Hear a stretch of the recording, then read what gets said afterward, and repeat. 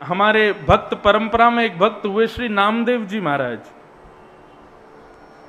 महाराष्ट्र के संत हुए नामदेव जी। तो नामदेव जी तो जिसको देखते थे उसमें ही विट्ठल भगवान का दर्शन करते थे। बोले जय हो मेरे पंडरीनाथ, जय हो मेरे विट्ठलनाथ। एक बार रोटी बना रहे थे, रोटी बना के रखते जा रहे थे तो कुत्ता आया, आकर के सारी रोटियां लेके भागा। तो नामदेव जी उसके पीछे पीछे भागे, लेकिन हाथ में घी का कटोरा लेके भागे। बोले अरे पंडरीनाथ, रूखी रोटी मत खाइयो, नेक रुक जा, घी तो लगान दे फिर खा लियो। ऐसे थे नामदेव जी। कुत्ते में से भगवान प्रकट हो गए।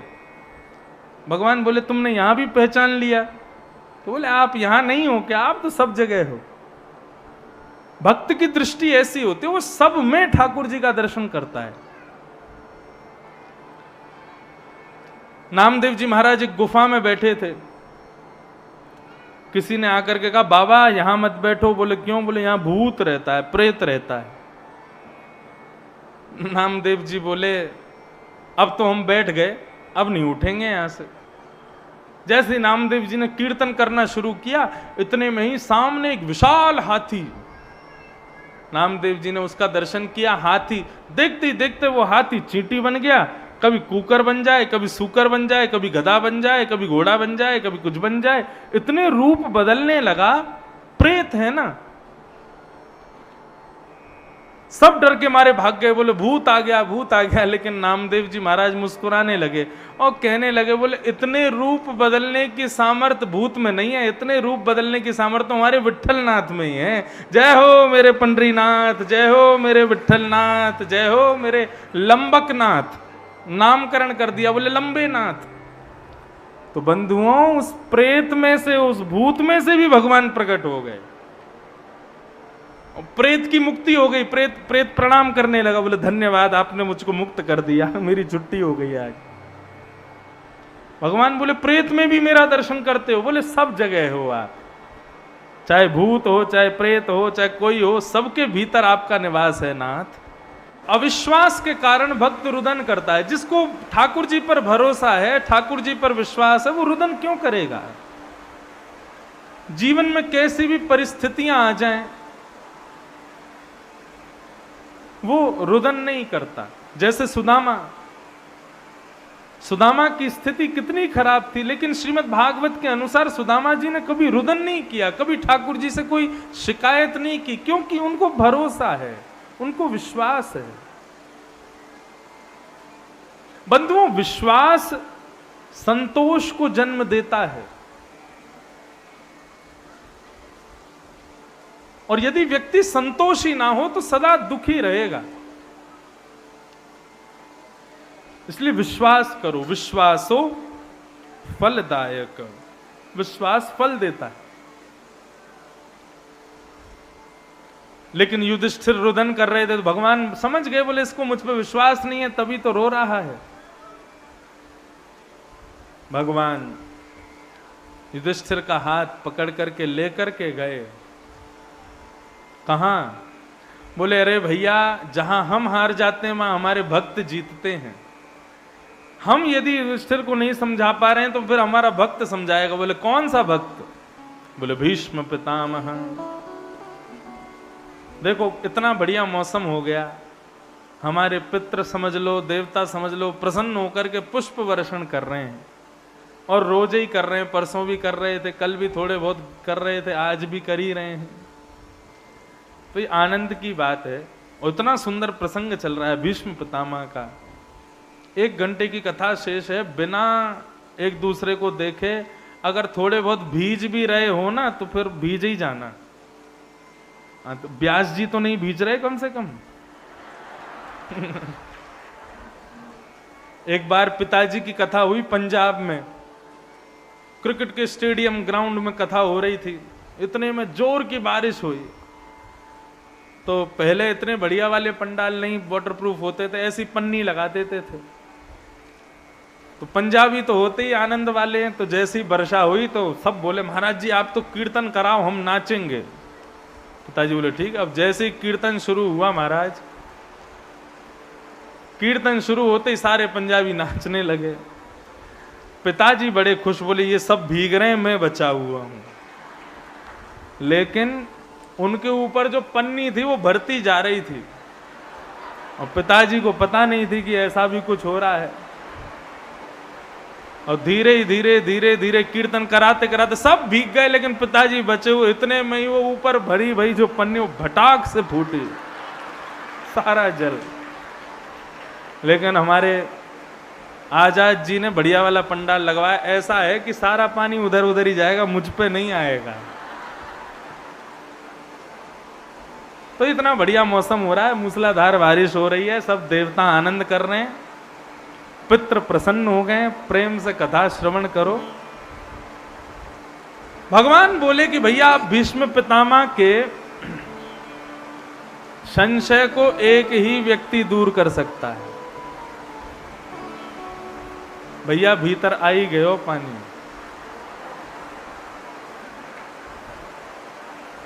मशीन पे तो नहीं जा रहा है।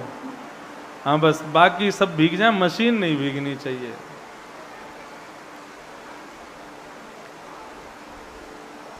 भीष्म पितामह के पास भगवान युधिष्ठिर आदि समस्त पांडवों को लेकर के गए। जैसे ही पहुंचे, बंधुओं अंत हो जीवन का तो भीष्म पितामह के जैसा हो। अब सब लोग बातचीत नहीं करो, ध्यान से कथा सुनो। जो भीग रहा हो वो उठ के आगे पीछे हो जाओ, बाकी लोग कथा सुनो। भीष्म पितामह का जैसा अंत हो तो जीवन सफल है। कैसा अंत हुआ? इतना तो कहना स्वामी, जब प्राण तन से निकले। बंधुओं एक चीज कहूं, हम लोग जीवन में हर चीज पहले डिसाइड कर लेते हैं। शादी कैसी करेंगे, बच्चों का नाम कैसा होगा, हमारा घर कैसा होगा, हम जॉब कैसी करेंगे, हम व्यापार कैसा करेंगे, हम जीवन कैसा जिएंगे, हम सब सुनिश्चित कर लेते हैं। लेकिन हम लोग कभी ये निश्चित नहीं करते कि हमको मरना कैसे है। ये एकमात्र ऐसी जगह है जहां पे मृत्यु की चर्चा खुलेआम होती है, कथा। संसार का, जीवन का सबसे बड़ा अकाट्य सत्य है मृत्यु। बालक के जन्म होने पर कितने भी बड़े ज्योतिषी को दिखाना, बताना इंजीनियर बनेगा, डॉक्टर बनेगा, पायलट बनेगा, वक्ता बनेगा, कौन बनेगा? ब्राह्मण देवता बताएंगे, बोले इसका बुद्ध बहुत बढ़िया है, ये वो बनेगा, ये करेगा, ये करेगा, लेकिन गारंटी नहीं ले सकते क्या बनेगा। लेकिन एक अनपढ़ गंवार भी गारंटी के साथ कह सकता है कि भैया इसने जन्म लिया है ना तो एक दिन मर जरूर जाएगा।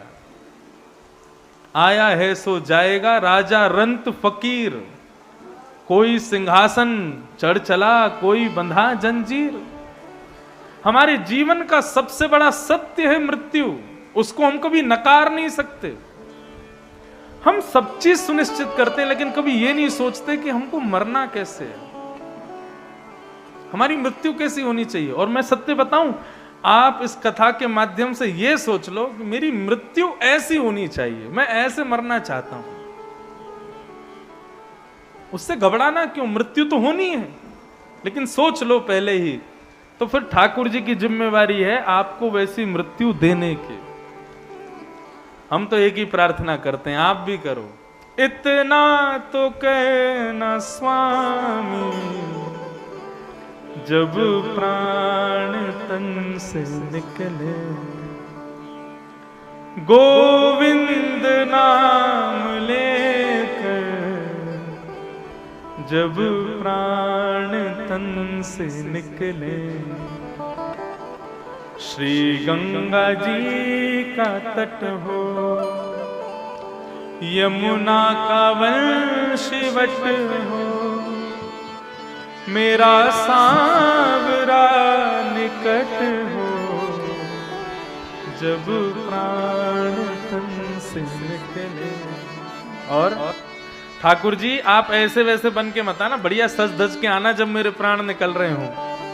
पीतांबरी कसी हो, मुखड़े पे एक हंसी हो, छवि मन में ये बसी हो, जब प्राण तन से निकले।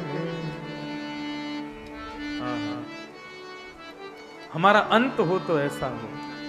क्या नाथ सामने खड़े हैं, उनके मुखमंडल को हम देख रहे हैं और उसको देखते देखते देखते देखते नेत्र बंद हो जाए, श्वास रुक जाए, प्राण निकल जाए, बस इससे बढ़िया इस जीवन रूपी भाग दौड़ का अंत और कुछ नहीं हो सकता।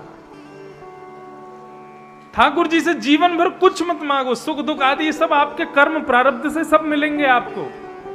ठाकुर जी से मांग रहे हैं तो केवल एक चीज मांगो, बोले नाथ जीवन में चाहे जो कुछ भी देना, लेकिन हमारी एक बात मान लो, जब हम इस जीवन को अंत करें, जब इस संसार से अलविदा हो रहे हों, बस उस समय आपका दर्शन हमको हो जाए और कुछ नहीं चाहिए।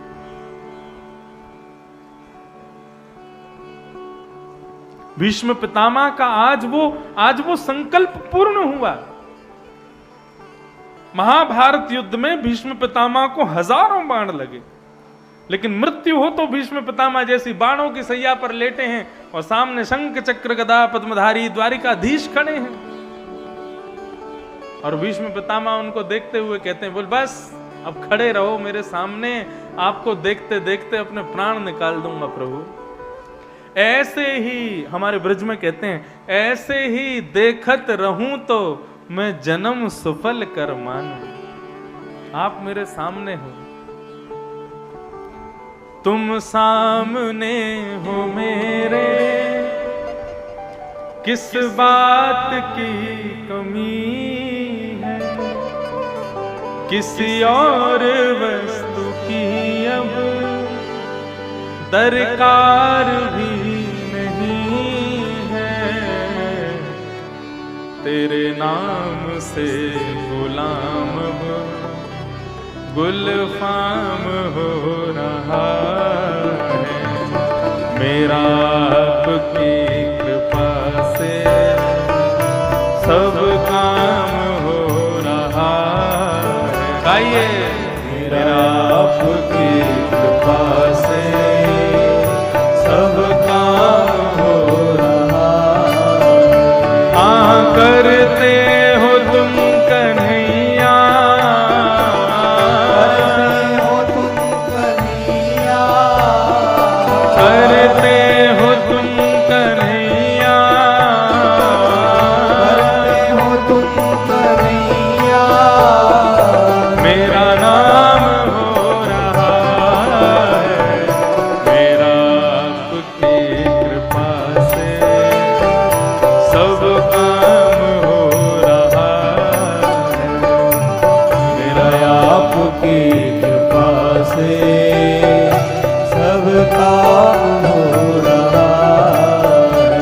ओ पतवार के बिना ही मेरी नाव चल रही है, पतवार के बिना ही मेरी नाव चल रही है।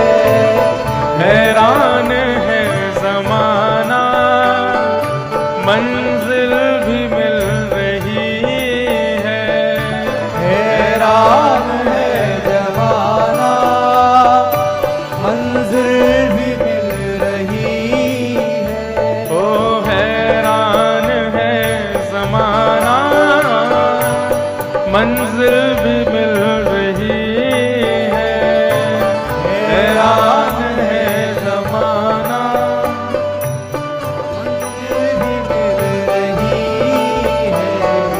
तेरी बदौलतों से, तेरी बदौलतों से मालामाल हो रहा है, मेरा आपकी कृपा से सब काम हो रहा।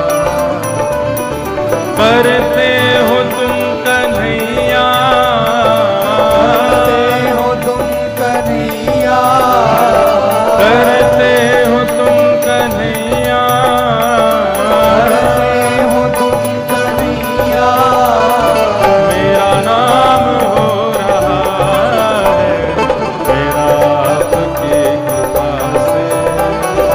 सब काम हो रहा मेरा आपकी कृपा से सब काम हो रहा है। ओ मेरा आपकी कृपा से सब काम हो रहा है। मेरा आपकी कृपा से सब काम हो रहा है। तो तुम सामने हो मेरे, बस ऐसी मृत्यु चाहिए हमें। ठाकुर जी सामने खड़े हों और प्राण निकल जाए, बस। भीष्म पितामह की यही स्थिति थी। सामने ठाकुर जी खड़े थे, इतने में ही पांडव बोले भैया हमारे मन का संशय दूर होगा नहीं और ये भीष्म पितामह ठाकुर जी को देखते देखते प्राण निकाल देंगे। तो पांडवों ने आके चरण पकड़े, तो रोते हुए पांडवों को देख करके भीष्म पितामह समझ गए कि ये अविश्वास की वजह से रो रहे हैं, इनको ठाकुर जी पे विश्वास नहीं है।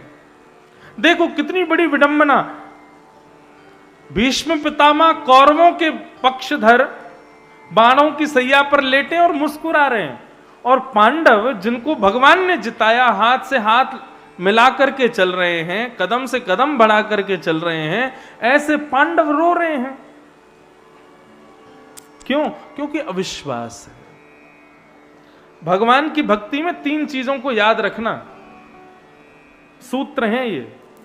पहला विश्वास, दूसरा संबंध, ठाकुर जी से कोई ना कोई संबंध जरूर बनाओ, और तीसरा समर्पण, ठाकुर जी पे ही छोड़ दो सब कुछ।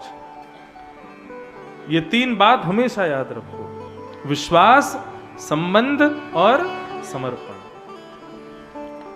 भीष्म पितामह ने पांडवों को समझाया, बोले ए सवई भगवान साक्षात दध्यो नारायण कुमार। पांडवों, तुम्हारे रुदन का कारण केवल एक है, अविश्वास। क्यों? तुमको लगता है कि ये तुम्हारे मामा का बेटा है, तुम्हारा परिवारी है, तुम्हारा संबंधी है, तुम्हारा भाई है, लेकिन ये तुम्हारा कुछ भी नहीं है। तो कौन है? बोले ए सवई भगवान साक्षात, ये साक्षात भगवान है, जिनको तुमने अपने रथ का सारथी माना, जिनको अपना छोटा भाई माना, और ना जाने क्या क्या संबंध तुमने बनाए, ये कुछ भी नहीं है, ये साक्षात भगवान है। और पांडवों को भीष्म पितामह कहते हैं अब आप लोग इधर हो जाओ, मुझे मेरा काम पूर्ण करने दो।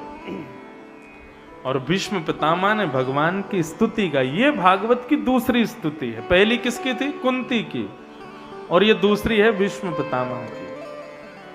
बंधुओं, अद्भुत स्तुति है। इस स्तुति का श्रवण करो, फिर हम कथा को विश्राम देंगे। भाव से सुनना। वैसे तो पूरी स्तुति संस्कृत में है, लेकिन मैं 2-4 श्लोक गाऊंगा, इसलिए श्रवण कीजिएगा। श्री भीष्म उवाच इति मतिरुपकल्पिता वितृष्णा भगवत सात्वत पुंगवे विभुम्ने स्वसुखमुपगते क्वचिद् विहर्तुं प्रकृतिमुपेयुषि यद्भव प्रवाह त्रिभुवन गमनं तमालवर्णं रविकर गौरवराम्बरं दधाने वपुरलककुला वृताननाब्जं विजय सखे रतिरस्तु मे वद्या।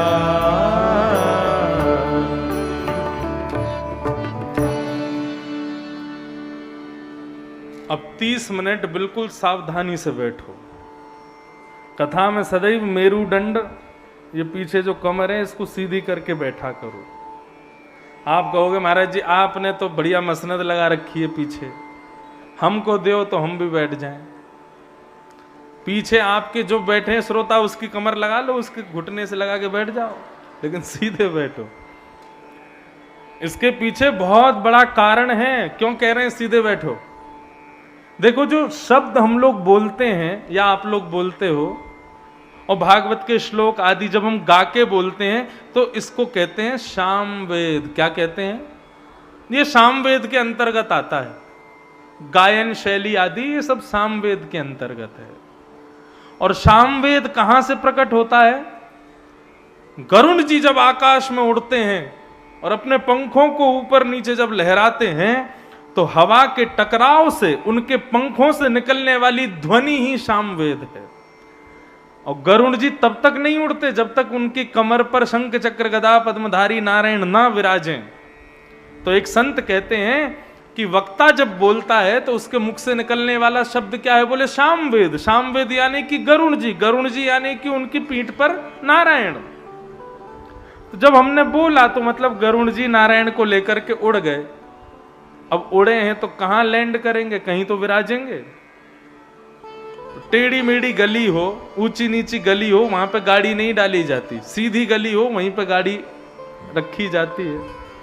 और जो टेढ़ा मेढ़ा बैठा होता है, उल्टा सीधा नीचे झुक करके बैठा होता है, तो गरुड़ जी सोचते हैं भाई इसके पास नहीं जाना। लेकिन जो मेरुदंड सीधा करके एकाग्र चित्त से कथा श्रवण कर रहा होता है, गरुड़ जी उसी के कर्ण रंध्र से प्रवेश करके उसके हृदय में जाके विराज जाते हैं। इसलिए ये मेरुदंड सीधा करके बैठो, कथा श्रवण करो। वैसे तो एक आसन पर बैठना चाहिए, सुख आसन, लेकिन कई लोग यूं बैठ जाते हैं। और ये दोनों घुटने जो इस तरीके से दोनों घुटने जो ऐसे पकड़ते हैं उसको बोलते हैं दरिद्रासन। उस आसन में बैठने से दरिद्र हो जाता है व्यक्ति। और कई लोग तो व्यासपीठ की तरफ पैर फैला के बैठते हैं। महाराज जी हमारे चरणों के दर्शन करते रहो, कथा सुनाते रहो। एक आसन पर बैठो। वैसे तो यहां इतनी आप संख्या में आ गए हो कि अब आसन बदलने की बीच वालों को तो जगह भी नहीं होगी। तो एक आसन पर बैठो, सीधे बैठो। और भीष्म पितामह क्या कह रहे हैं बहुत ध्यान से सुनना। भीष्म पितामह भगवान से कहते हैं, इतिमति रूप कल्पिता वितृष्णा भगवत सात्वत पुंगवे विभूम्ने। बहुत सावधानी से सुनिएगा, अद्भुत बात। बोले प्रभु मेरे जीवन का अंत होने वाला है और मैं इस अंत को होने से पूर्व अपने मन का एक मेरा अधूरा काम रह गया, वो पूरा करना चाहता हूं। मेरी एक अंतिम ख्वाहिश है। भगवान बोले क्या? बताओ, हम पूर्ण कर देंगे। बोले पक्का पूरी करोगे? बोले हाँ बिल्कुल करेंगे, बताओ। तो भीष्म पितामह बोले मेरी एक कुंवारी बेटी बैठी है, उसकी अभी तक शादी नहीं हुई है, मैं उसकी शादी करना चाहता हूं। भगवान बोले राम राम राम राम। भीष्म पितामह तुमने तो जीवन में कभी ब्याह ही नहीं किया, तुम्हारी तो शादी नहीं हुई कभी, तुम तो बाल ब्रह्मचारी हो, तुम्हारी बेटी कहां से हो गई? कहीं ऐसा तो नहीं कहीं तुमने गुपचुप किसी से ब्याह कर लिया और उससे तुम्हारी बेटी हो गई और तुम उसको उसका ब्याह की चिंता हमसे कह के जा रहे हो? तो भीष्म पितामह बोले नहीं प्रभु ऐसा नहीं है। जरूरी नहीं है कि ब्याह के बाद ही बेटी जन्म लेती है। आपने प्रत्येक मानव को जन्म से एक बेटी दे रखी है। मतलब ऐसा समझ लो भाइयों को एक बेटी दे रखी है, माताओं को एक बेटा जन्म से ही मिला हुआ है। वो कौन है? मती हमारी। बेटी बेटा किसको कहते हैं? जो अपनी जिद पूरी करवावे, जो अपनी मन की इच्छाएं पूरी करवावे अपने माता पिता से, उसी को तो बेटी बेटा कहते हैं। तो हमसे जिद अपनी पूरी कौन करवाता है? हमारी मति, हमारा मन। आपने किसी को कहा कि भैया हमारे फार्म हाउस में कथा होने वाली, आप आना, तो लोग प्रत्युत्तर क्या देते हैं? ठीक है, मन बनाते हैं, मन होगा तो आएंगे, मन करेगा तो जाएंगे, मन की इच्छा होगी तो देखेंगे। ये मन हम सबसे अपनी इच्छाएं पूरी करवाता है, इसीलिए ये मन ही, ये मति ही हमारी बेटी है और हमारा बेटा है। भीष्म पितामह की बात सुनो। भीष्म पितामह कह रहे हैं मेरी बेटी कुंवारी है, मैं उसका ब्याह करना चाहता हूं, मेरी मति रूपी बेटी। भगवान बोले ब्याह किससे करना चाहते हो? बोले आपसे करना चाहता हूं। मतलब ऐसा नहीं कहा कि मेरा मन अपने चरणों में रखो। किस तरीके से कह रहे हैं भीष्म पितामह कि मेरी मति रूपी बेटी के लिए सुयोग वर आप हो नाथ, आप उससे ब्याह कर लो। भगवान बोले ब्याह करने से क्या होगा? बोले बेटी जब तक कुंवारी होती है तब तक अपनी इच्छा पूरी करवाती है, लेकिन जब उसका ब्याह हो जाता है तो अपनी पति की इच्छा पूरी करवाती है पिता से। यदि मेरी मति रूपी बेटी के पति आप बन जाओगे नाथ, तो मेरी मति वो इच्छा प्रकट करेगी जो आपकी इच्छा होगी, और जो आपकी इच्छा होगी वो यदि मैं करूंगा तो मेरा जीवन धन्य हो जाएगा। इसलिए मेरी मति रूपी बेटी से ब्याह करो। देखो, कथा भागवत सब लोग सुनते ही हो, लेकिन इन कथाओं से सीखना क्या है? ये भक्त जिस तरीके से, जितनी चतुराई से, जिस प्रकार की भाव से ठाकुर जी से बातें करते हैं ना, वो सुनने योग्य है। अब बताओ भीष्म पितामह कितनी चतुराई से बात कर रहे हैं, लेकिन हम चतुर हैं तो ठाकुर जी चतुर शिरोमणि हैं। भगवान बोले अच्छा, जब तुमने ब्याह का प्रसंग छेड़ा है तो दामाद में कुछ गुण होने चाहिए, ये नहीं हो तो बेटी का ब्याह नहीं करना चाहिए। ध्यान से सुनना, दामाद में कौन कौन से गुण होने चाहिए भगवान सब बता रहे हैं। पहला, कन्या वर्यते रूपम। कन्या ना तो जमीन जायदाद से ब्याह करती है, ना गाड़ी से ब्याह करती है, कन्या रूप से ब्याह करती है। कुछ हो ना हो, लेकिन हमारे होने वाले दामाद का रूप सुंदर होना चाहिए, सुंदर होना चाहिए। भगवान बोले तुम्हारी बेटी के लिए मैं सुंदर हूं कि नहीं तुमको कैसे पता? तो भीष्म पितामह बोले त्रिभुवन कमनम तमाल वर्णम। आप कह रहे हो कि आप सुंदर नहीं हो? हमारे ब्रज में कहें, हे कृष्ण लला तुम होते लली तो गरे कट जाते करोड़न के।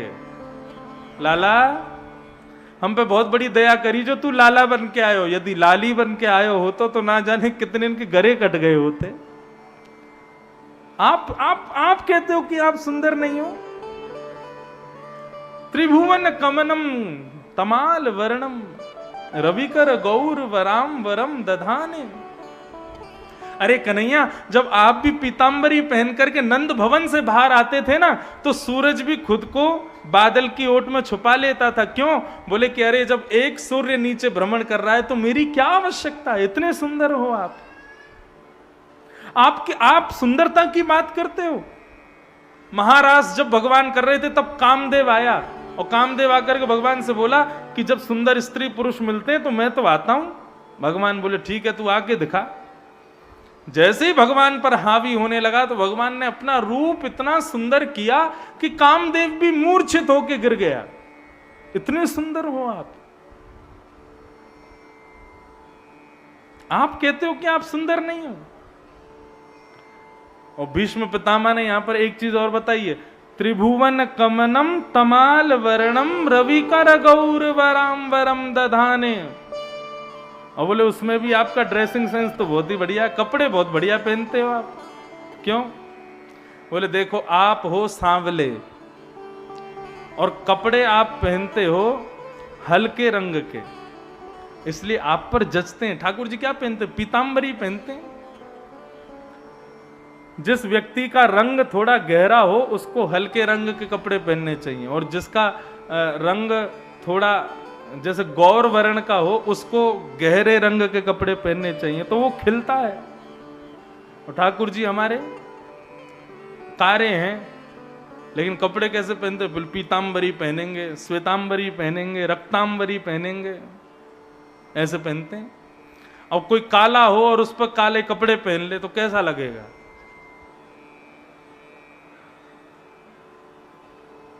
एक बार पति पत्नी दोनों भोजन करने के बाद में गली में घूम रहे थे। पति बहुत काला था, काले कपड़े पहन रखे थे। गली में लाइट थी नहीं, अंधेरा हो रहा था, रात्रि का समय, तो दोनों पति पत्नी घूम रहे थे। इतने में ही एक पड़ोसन आई बाहर, आके बोली, अरे बहन तुम अकेली घूम रही हो, जीजा जी नहीं है। तो जीजा जी हंस गए, तो उनके दांत दिख गए। तो अच्छा, संग ही खड़े हैं, गहरे रंग के कपड़े, जिनका गहरा रंग हो उनको गहरा नहीं पहनना चाहिए, उनको हल्का पहनना चाहिए। हमारे ठाकुर जी का ड्रेसिंग सेंस बहुत बढ़िया है। त्रिभुवन कमनम था, तो रूप में पास हो गए, दामाद में रूप होना चाहिए। भगवान बोले अकेले रूप को देख करके ध्यान नहीं करना चाहिए, दामाद में और भी गुण होने चाहिए। बोले कौन कौन से? बोले दामाद सुंदर हो, पहला गुण। दूसरी बात, दामाद शौर्यवान हो। शौर्यवान मतलब अरे कल को जीवन में उतार चढ़ाव आवे तो हमारी बेटी की रक्षा करे, हमारी बेटी को हर परिस्थिति से बचावे, दामाद ऐसा होना चाहिए, शौर्यवान होना चाहिए। भीष्म पितामह बोले आपसे बढ़िया शौर्यवान और कोई नहीं है। बोले क्यों? इतने बड़े महाभारत युद्ध में इतने बड़े बड़े योद्धा थक गए, हार गए, पस्त हो गए, लेकिन अर्जुन को एक बाण स्पर्श नहीं कर पाया। क्यों? क्योंकि उसके सारथी आप थे, क्योंकि उसके रक्षक आप थे। आप इतनी द्रुत गति से अर्जुन के रथ को घुमाते थे कि कोई बाण उसका स्पर्श भी नहीं कर पाता था। आप जैसा सारथी मेरी बेटी को मिल जाएगा तो मेरी बेटी सदा खुश रहेगी। प्रभु आप सुंदर हो, शौर्यवान हो, 2 गुण हो गए। दामाद में तीसरा गुण क्या होना चाहिए? भगवान बोले देखो सुंदरता और शौर्यता पर ही रीच करके बेटी का ब्याह नहीं करना चाहिए, दामाद का स्वभाव भी अच्छा होना चाहिए। हाँ, कल को घर के लोग सब आमे, बुआ बुआ आमे, सबके पांव छुवे, सबको प्रणाम करे, सबसे प्रेम से मिले, ऐसा होना चाहिए। ऐसा थोड़ी सबके सामने मुंह फुला करके बैठ जाए, मुंह अपना सीधा होके बैठ जाए, मैं दामाद हूं, मैं थोड़ी झुकूंगा, ऐसा थोड़ी। स्वभाव भी मधुर होना चाहिए। भीष्म पितामह बोले आपसे बढ़िया स्वभाव संसार में किसी का नहीं है। भगवान बोले क्यों? बोले सेवक को स्वामी आज्ञा करे कि भाई मेरा रथ निकालो, सुनने में अच्छा लगता है, स्वामी आज्ञा कर सकता है, लेकिन हमने महाभारत में कुछ और ही देखा। बोले क्या? बोले आपसे अर्जुन कहता है सेनयोर भयोर मध्य रथम स्थापयमेच्युत, हे अच्युत मेरे रथ को ले जाइए और ले जाकर के उभय सेना के बीच में खड़ा कर दीजिए। अर्जुन की इतनी ताकत, आपको आज्ञा करता है और आप क्या करते हो? तुरंत हाथ जोड़ करके जो आज्ञा, तुरंत रथ को चलाने लग जाते हो। स्वामी होकर के भी सारथी बने हुए हो, इससे बढ़िया स्वभाव और क्या होगा प्रभु? आपका स्वभाव बहुत मधुर है, सौंदर्य है, शौर्य है, स्वभाव भी अच्छा है, लेकिन हमारा दामाद समझदार भी होना चाहिए, बुद्धिमान भी होना चाहिए। भीष्म पितामह बोले आपसे बढ़िया समझदार कोई नहीं है दुनिया में। बोले क्यों? कि व्यवहित पृतना मुखम निरीक्ष्य स्वजन वधात् विमुखस्य दोष बुद्ध्या कुमति महर्दात्म विद्ययाय शरणरति परमस्य तस्य मेस्तु। आपसे बढ़िया समझदार कौन होगा? क्यों? महाभारत के युद्ध के प्रारंभ में अर्जुन ने अपने धनुष बाण छोड़ दिए, बोला मैं युद्ध नहीं करूंगा। तब आपने खड़े होकर के अर्जुन से कहा अर्जुन युद्ध क्यों नहीं करेगा? और तब आपने उसको 18 अध्याय में गीता का ज्ञान दिया, ऐसा ज्ञान दिया कि 18 अध्याय पूर्ण होते ही अर्जुन ने तुरंत धनुष बाण उठा लिए और युद्ध करने लग गया।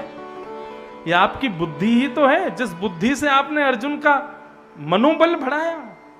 आप बहुत विद्वान हो प्रभु, आप में बहुत समझदारी है, मेरी बेटी तो आपके पास ही रहेगी। सौंदर्य, शौर्य, स्वभाव, समझदारी, 4 गुण हो गए दामाद में। अब 5वां और अंतिम गुण, हमारा दामाद प्रेमी होना चाहिए। भीष्म पितामह बोले आपसे बढ़िया प्रेमी कौन होगा भगवान? क्यों? आज भीष्म पितामह को याद आ रही है महाभारत युद्ध के बीच की, जब महाभारत युद्ध सुनिश्चित हुआ और भगवान ने प्रतिज्ञा ले ली कि मैं शस्त्र नहीं उठाऊंगा। दुर्योधन सेना लेकर के चला गया और अर्जुन ने भगवान को ले लिया। तब ये बात जब भीष्म पितामह को पता चली कि भगवान ने प्रतिज्ञा ली है मैं शस्त्र नहीं उठाऊंगा, भीष्म पितामह बोले कृष्ण ने प्रतिज्ञा ली है शस्त्र नहीं उठाएंगे? बोले हाँ उन्होंने प्रतिज्ञा ली है। तो भीष्म पितामह ने भी प्रतिज्ञा ले ली। बोले वासुदेव कर चक्र न धरहि तो तुमको मुख न दिखाऊं, लाजत है मेरी गंगा जननी मैं शंतनु सुत न कहाऊं।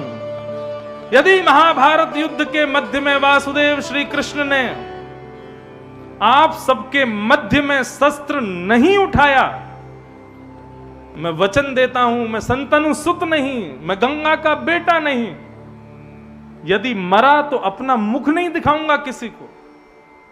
प्रतिज्ञा ले ली भीष्म पितामह ने। महाभारत का युद्ध प्रारंभ हुआ। बहुत ध्यान से सुनना। जैसे युद्ध प्रारंभ हुआ तो 10 दिन के अंदर कौरवों की आधी से ज्यादा सेना खत्म कर दी पांडवों ने। दुर्योधन चिंता में आ गया। बोले ये क्या हो रहा है, सब कुछ उल्टा हो रहा है, हमारी सेना हार कैसे सकती है, इतने बलवान हैं हम लोग। तब उसने भीष्म पितामह की रथ की ओर देखा और बोले कि ये ढीले पड़े हैं इसलिए हम हार रहे हैं। और दुर्योधन सुना के कहने लगा, बोले खाते हमारा अन्न है लेकिन भला चाहते हैं पांडवों का। भीष्म पितामह ने जैसे ही सुना कान खड़े हो गए। पितामह भीष्म बोले हे दुर्योधन क्या बोलते हो? बोले सही तो बोल रहा हूं, आप रहते हमारे पास हो लेकिन आप भला पांडवों का चाहते हो। क्यों हमारी सेना खत्म हो रही है, क्यों नहीं मार पा रहे हम इन पांडवों को? क्या हमसे ज्यादा बलवान है? भीष्म पितामह बोले मरने का बहुत डर है ना तुझे, हारने का बहुत डर है ना, चल तुझे अपना रूप दिखाता हूं। आज अर्धरात्रि में जब अपनी संध्या करके निवृत्त होऊंगा, भजन करके निवृत्त होऊंगा, अपनी पत्नी भानुमति को भेजना, आकर के मुझे प्रणाम करेगी, उसको आशीर्वाद दूंगा, अखंड सौभाग्यवती भव। अपने भजन के बल का मैं उसको आशीर्वाद दूंगा, अखंड सौभाग्यवती का। नहीं मरेगा तू, नहीं हारेगा तू, जीत जाएगा तू। बता और कुछ चाहिए? दुर्योधन बोला नहीं नहीं मैं तो बस यही कह रहा था, आप ठंडे मत पड़ो, ऐसे ही गर्म रहो। आप ठंडे पड़ गए तो हार जाएंगे हम, मैं भेज दूंगा अपनी पत्नी को। अब ये बात हो रही थी भीष्म पितामह और दुर्योधन के बीच में, लेकिन यहां कान खड़े थे भगवान के। भगवान सामने रथ चला रहे हैं और कान यहीं लगा के ये इन दोनों के बीच में बात क्या चल। अच्छा तो रात में ये होने वाला है, चल भैया योगेश्वर कृष्ण दिखाओ अपना कमाल। रात्रि में अर्धरात्रि का समय हुआ, भगवान ने ऊंची धोती पहनी, सिर पर स्वाफा बांधा और एक ग्वाला का रूप धारण करके हाथ में लालटेन लेके सीधे गए द्रौपदी के पास। सो रही थी द्रुपद सुता, उसके पैर के अंगूठे को पकड़ के खींचा, बोले जल्दी उठ। द्रौपदी बोली कौन है? बोले मैं हूं। इतनी रात को क्यों उठा रहे हो? बोले ज्यादा पूछ पूछ मत कर, सोती रहेगी तो तेरा भाग्य भी सोता रहेगा, जल्दी चल मेरे साथ। भगवान द्रौपदी को ले जाने लगे और बोले सुन घूंघट कर ले नीचे तक, और जाना सीधे जाकर के भीष्म पितामह को प्रणाम करना, प्रणाम करके आशीर्वाद लेके चुप बाहर आ जाना, कुछ बोलना नहीं। बाई चांस भीष्म पितामह पूछने लग जाएं अकेली आई है, कोई आया नहीं साथ में, तो बोल देना नौकर आया है मेरा। नाम पूछे तो गोपाल भैया बता देना, ठीक है। बोलना नहीं इससे ज्यादा कुछ भी। बोले हाँ नहीं बोलूंगी। द्रौपदी भीतर गई, भीष्म पितामह बैठे थे मंत्र जाप। भीष्म पितामह साधारण थोड़े ही हैं। भीष्म पितामह के पास जाकर के द्रौपदी घूंघट करके बैठी। भीष्म पितामह ने जैसे ही अपना भजन पूर्ण किया तो भीष्म पितामह ने देखा, बोले अरे भानुमति आ गई, जरूर भानुमति आई है। माला नीचे रख के प्रणाम करके दोनों वरद हस्त को द्रौपदी के सिर पर रख करके बोले अखंड सौभाग्यवती भव, तुम्हारा भाग्य अजर अमर हो जाए, उसको कोई मारेगा नहीं। अब भगवान ने ये थोड़ी बताया था कि आशीर्वाद ये मिलने वाला है। द्रौपदी बोली ये क्या बोल रहे हैं, मेरे पतियों से पूरे दिन युद्ध करते हैं और मुझे ही आशीर्वाद दे रहे हैं, अखंड सौभाग्यवती भव। द्रौपदी बोली एक बार कंफर्म कर लेती हूं। तुरंत द्रौपदी ने घूंघट ऊपर किया और बोली पितामह फिर याद रहे, कल से 5 में से एक का भी बाल बांका नहीं हो जाए, सारी जिम्मेवारी आपकी है। आपने आशीर्वाद दिया अखंड सौभाग्यवती भव, एक का भी बाल बांका आपसे पूछूंगी यदि किसी को कुछ हुआ तो। भीष्म पितामह घबरा गए, बोले द्रौपदी तू? मैंने तो भानुमति को बुलाया था। क्यों? मैं आपकी पुत्र वधू नहीं? मुझे आशीर्वाद का अधिकार नहीं है? भीष्म पितामह बोले अब क्या कहूं मैं, होना वही है जो राम रचि राखा। लेकिन तुरंत भीष्म पितामह ने अपने आंखों का ढंग बदला, चेहरे का रंग बदला और क्रोध में भर के बोले द्रौपदी, इतनी रात को तुझे मेरे आशीर्वाद लेने की इच्छा कैसे प्रकट हुई? अकेली आई है? कोई आया है साथ में? बोले कोई नहीं आया। बोले कौन आया है, सच सच बताओ। अब तो सिंह की तरह गर्जना की, द्रौपदी घबरा गई। बोले कोई नहीं आया, अकेली आई हूं। वैसे तो आया है लेकिन वैसे कोई नहीं आया है, वैसे तो अकेली हूं लेकिन आया है कोई। क्या बोलती है, आया है नहीं आया है? कौन आया है? बोले गोपाल भैया। कौन गोपाल भैया? हमारा नौकर है, ग्वारिया है, दूध काटता है। उसकी कोई बहन नहीं थी तो मैंने ही रक्षाबंधन पर उसको राखी बांधी, तब से भाई है। भीष्म पितामह बोले दिखाइए जरा अपने गोपाल भैया को, जरा मैं भी तो देखूं। भीष्म पितामह के पास लाने की सामर्थ्य रखने वाला साधारण नहीं हो सकता, दिखा मुझे कौन है। अब तो द्रौपदी बोली आप इतने बड़े राजा, आप क्या नौकर से क्या मिलोगे? नहीं नहीं चल मेरे साथ। बाहर आए, भगवान दूर छुप के बैठे थे, इंतजार कर रहे कब आएगी। बाहर आकर के जैसे शेर की तरह गर्जना करके बोले कहां है गोपाल भैया। भगवान को एक पटक तो वहीं लग गई, बोले फंस गए, हो गया कल्याण आज हमारा। भगवान बोले अजी हम हैं। गोपाल इधर आओ। और धीरे धीरे धीरे ठाकुर जी पास गए। कभी अपना रूप छुपा में, कभी अपनी आंखें बंद करें, कभी कुछ करें, इनको पता नहीं चले मैं हूं।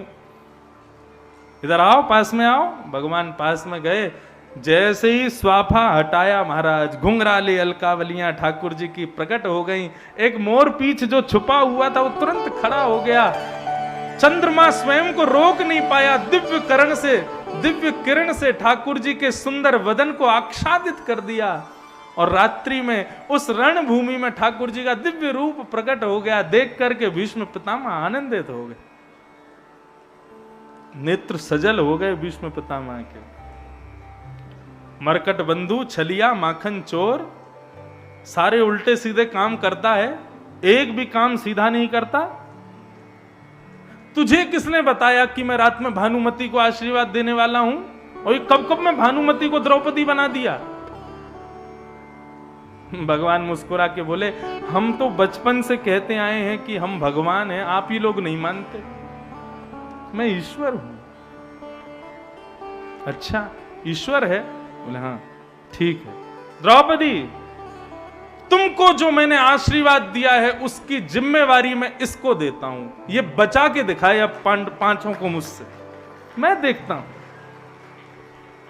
अब यदि पांचों को कुछ भी हो जाए तो इसको पकड़ना, और कल से देखता हूं कैसे बचाते हो तुम पांडवों को मुझसे। प्रातः काल का समय हुआ, भगवान रात में बहुत डांटे द्रौपदी को, बोले तेने सब खराब करवा दिया, अब कल से देख क्या होगा। दूसरे दिन भगवान ने दुर्योधन आदि को कहा पीछे हट जाओ, आज युद्ध मैं लड़ूंगा। अब भीष्म पितामह कवच पहन करके, मुकुट लगा करके जैसे ही रणभूमि में उतरे हैं, एक बाण को अभिमंत्रित करते हुए छोड़ते हैं, एक में से अनेक बाण निकलते हैं। आपस में सेना एक दूसरे को देखते हैं, बोले भागो पितामह भीष्म आया। 10 दिन में जितनी पांडवों ने कौरवों की सेना खत्म की, एक दिन में और एक दिन के चंद मिनटों में भीष्म पितामह ने उतनी पांडवों की सेना को खत्म कर दिया। हाहाकार मच गया रणभूमि में। पितामह भीष्म ने अपने रथ को एक जगह खड़ा किया, सामने भगवान कृष्ण रथ में बैठे हैं और पीछे अर्जुन बैठा है। बाण निकाल करके सीधा प्रत्यंचा चढ़ा करके अर्जुन को केंद्र में लिया। बोले देखता हूं कैसे बचाते हो इसको। जैसे ही अर्जुन को केंद्र में लेकर के बाण छोड़ने वाले भगवान बोले भैया आज बचाओ इनसे। ठाकुर जी बोले भीष्म पितामह को कैसे रोकूं, क्या करूं, कहां जाऊं? अर्जुन है मेरो प्राण, मैं हूं अर्जुन को प्राण, अर्जुन के जीवन को जीवन हमारो है। अर्जुन मेरा प्राण है, इसको मैं कैसे बचाऊं? तभी ठाकुर जी ने दूर टूटा हुआ एक रथ का चक्का पड़ा था, ठाकुर जी की दृष्टि पड़ी, कभी उसको देखते हैं, फिर भीष्म पितामह को देखते हैं, फिर उसको देखते हैं। इतने में ही ठाकुर जी दौड़े, कूदे रथ से और जाकर के रथांग पाने बनकर के रथ का चक्का उठाया और दौड़े हैं भीष्म पितामह की ओर। जैसे शेर झपटता है एक हाथी के ऊपर, ऐसे द्वारिकाधीश झपटे हैं भीष्म पितामह के ऊपर। रथ का चक्का लेकर के भगवान दौड़ते हुए आ रहे थे। भीष्म पितामह हाथ में धनुष बाण लेके खड़े थे। जैसे ही ठाकुर जी ने रथ का चक्का उठाया, भीष्म पितामह ने धनुष बाण नीचे रख के ताली बजाने लगे, वाह वाह वाह, जय हो। हाँ भाई सब लोग सुन लो, क्या आप कहो में शस्त्र बिन भूमि हरऊं सब भार। इन्होंने प्रतिज्ञा ली थी कि शस्त्र नहीं उठाएंगे। देख लो, दर्शन कर लो, रथ का चक्का लेकर के खड़े हाथ में मुझको मारने के लिए। शस्त्र नहीं है तो क्या है? आप कहो में शस्त्र बिन भूमि हरऊं सब भार, तू हमको क्षत्रिय ना गिने, बोल ही वचन विचार। हम क्षत्रिय हैं, कहां गई तुम्हारी प्रतिज्ञा? मैं शस्त्र नहीं उठाऊंगा, मैं तो बिना शस्त्र के लड़ूंगा। अब क्या हुआ, क्यों उठाया शस्त्र? आहा, ठाकुर जी मुस्कुराने लगे। दार चक्र हरि हस पड़ो, दियो उत्तर ब्रजराज। ठाकुर जी उत्तर दे रहे हैं कि दार चक्र हरि हस पड़ो, दियो उत्तर ब्रजराज। हमारो ब्रज को राजा उत्तर दे रहा हो। बोले कहा, आज तजी प्रतिज्ञा मोरी, मैं तोरी प्रतिज्ञा काज। पितामह, मैंने शस्त्र क्यों उठाया? क्योंकि आपने प्रतिज्ञा ली थी कि यदि वासुदेव कृष्ण ने शस्त्र नहीं उठाया तो मैं किसी को मुख नहीं दिखाऊंगा, मैं जननी, मैं संतनु का बेटा नहीं, मैं गंगा का बेटा नहीं, और यदि तुम मरोगे तो तुम किसी को मुख नहीं दिखाओगे, ऐसी तुमने प्रतिज्ञा ली थी। यदि मैं शस्त्र नहीं उठाऊंगा तो तुम किसी को मुख नहीं दिखाओगे, और मुख नहीं दिखाओगे तो अंत काल में मैं आऊंगा तो मेरी स्तुति कैसे गाओगे, मेरा दर्शन कैसे करोगे? बाणों की सैया पर मेरा दर्शन कैसे तुमको होगा? इसलिए तुम्हारा मुख सीधा रहे, तुम मुझे देख पाओ। तुम्हारी प्रतिज्ञा के लिए मैंने अपनी प्रतिज्ञा को तोड़ दिया कि प्रबल प्रेम के पाले पड़कर हरि को नियम बदलते देखा, अपना मान टले टल जाए पर भक्त का मान न टलते देखा। भीष्म पितामह कहते हैं आपसे बड़ा प्रेमी नहीं है प्रभु, मेरी मति रूपी बेटी से आप ही ब्याह करो। आहा, ठाकुर जी ने भीष्म पितामह का हाथ अपने हृदय से लगाया और बोले पितामह एक बात बताओ, तुम चाहते तो तुम पांडवों के पक्ष में रह सकते थे, तुम कौरवों के पक्ष में क्यों रहे? भीष्म पितामह बोले बता दूं? बोले हाँ बताओ। बोले पांडवों के पक्ष में आता या तो आपके दाएं खड़ा होता या आपके बाएं खड़ा होता, या अर्जुन की तरह आपके पीछे खड़ा होता। दाएं खड़े होने वाले को, बाएं खड़े होने वाले को, पीछे खड़े होने वाले को आपके मुख का दर्शन नहीं होता। मुख का दर्शन तो उसको होता है जो सामने खड़ा होता है। मैं इसलिए कौरवों के पक्ष में था ताकि आपका दर्शन मुझको हो सके, मैं आपको देख सकूं, आपको निहार सकूं, आपकी रूप माधुरी को देख सकूं, इसलिए मैं कौरवों के पक्ष में था। बोलो भक्त वत्सल भगवान की। ऐसे हैं पितामह भीष्म, ये हैं भीष्म पितामह। पितामह भीष्म ने भगवान की स्तुति गाते हुए भगवान में ही विलीन हो गए। ऐसे पितामह को हम प्रणाम करते हैं। बंधुओं, आज एक कारण से मुझे अभी कहीं प्रस्थान करना है, और आप सबको बता के बड़ा हर्ष हो रहा है कि कल की कथा दास नहीं करेगा, कल की कथा करने के लिए पूज्य पिताजी महाराज पधार रहे हैं। ये खैर का सौभाग्य है कि एक ही व्यास मंच से दोनों गुरु शिष्य ने कथा सुनाई। ये खैर का सौभाग्य कि एक ही व्यास मंच से पिता पुत्र ने कथा सुनाई। आप सब लोग खूब प्रेम से कल आइएगा, पूज्य पिताजी महाराज कल की कथा श्रवण कराएंगे। कहीं ऐसा मत करियो कल उनकी कथा सुन के परसों बोलो नहीं अब तो इन्हें सुना दो, परसों मैं आ जाऊंगा लौट के। परसों फिर हम लोग बड़े प्रेम भाव से नंद घर आनंद भयो जय कन्हैया खूब आनंद करेंगे। पूरा खैर उस दिन हमारा वृंदावन बन जाए, पीले पीले वस्त्र पहन के आना, खूब आनंद से सब लोग आना। अभी कोई उठ के नहीं जाओ, आरती हो, आरती के पश्चात ही सब लोग जाना। प्रेम और भाव से 2 मिनट संकीर्तन करते हुए आज की कथा को विश्राम देते हैं। भजले हरि का नाम पांडुरंग, भजले हरि का